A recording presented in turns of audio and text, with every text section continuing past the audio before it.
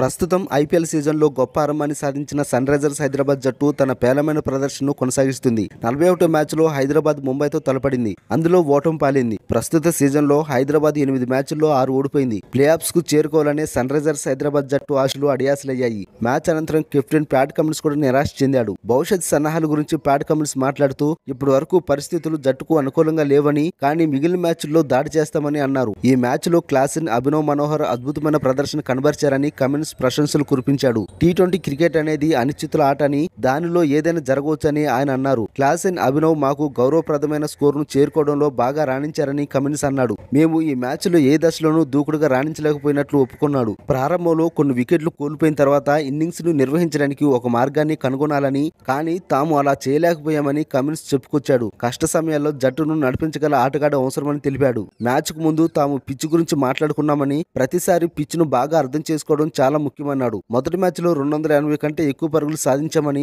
ఇప్పుడు అదే పిచ్ లో ఓడిపోయామని పేర్కొన్నాడు. టీ20లో గెలుపు ఓటముల తేడా చాలా తక్కువ అని, కాబట్టి మ్యాచ్ రోజున బాగా ఆడటం ముఖ్యమని అన్నాడు. ఇప్పుడు బయట కొన్ని మ్యాచ్లు ఆడాలి, కాబట్టి ప్రతి వికెట్ పరిస్థితిని అర్థం చేసుకోవడం చాలా ముఖ్యమన్నాడు. రాబోయే మ్యాచ్ల్లో శక్తినంతా ఉపయోగించి ఆడతామన్నాడు. కొన్నింటిలో జాగ్రత్తగా వ్యూహాన్ని అవలంబిస్తామని చెప్పాడు. ఈ మ్యాచ్ లో సన్ రైజర్స్ హైదరాబాద్ జట్టుకు చాలా దారుణమైన ఆరంభం లభించింది. ఓపెనర్ ట్రావిస్ హెడ్ ఖాతా తెరవకుండానే అవుట్ అయ్యాడు. అభిషేక్ శర్మ 8 బంతుల్లో కేవలం 8 పరుగులు మాత్రమే చేశాడు. ఇషాన్ కిషన్ కూడా నిరాశపరిచి 1 పరుగు చేసి తిరిగి వచ్చాడు. నితీష్ కుమార్ రెడ్డి కూడా ప్రత్యేకంగా ఏమీ చేయలేకపోయాడు. కేవలం 2 పరుగులు మాత్రమే చేశాడు. హైదరాబాద్ ఇన్నింగ్స్ ను హెన్రిచ్ క్లాసెన్ నడిపించాడు. క్లాసెన్ 44 బంతుల్లో 9 ఫోర్లు, 2 సిక్సర్ల సాయంతో 71 పరుగులు చేసి అద్భుతమైన ఇన్నింగ్స్ ఆడాడు. దీని కారణంగా హైదరాబాద్ 20 ఓవర్లలో 8 వికెట్లు కోల్పోయి 143 పరుగులు చేసింది. ముంబై తరపున ట్రెంట్ బౌల్ట్ అద్భుతంగా బౌలింగ్ చేసి 4 ఓవర్లలో 26 పరుగులు మాత్రమే ఇచ్చి 4 వికెట్లు పడగొట్టాడు. 144 పరుగుల లక్ష్యాన్ని ఛేదించే క్రమంలో ముంబై జట్టు ఆరంభం నెమ్మదిగా ఉన్నప్పటికీ Rohit Sharma, Will Jacks innings ను నిలబెట్టారు. రోహిత్ శర్మ 46 బంతుల్లో 70 పరుగులు చేసి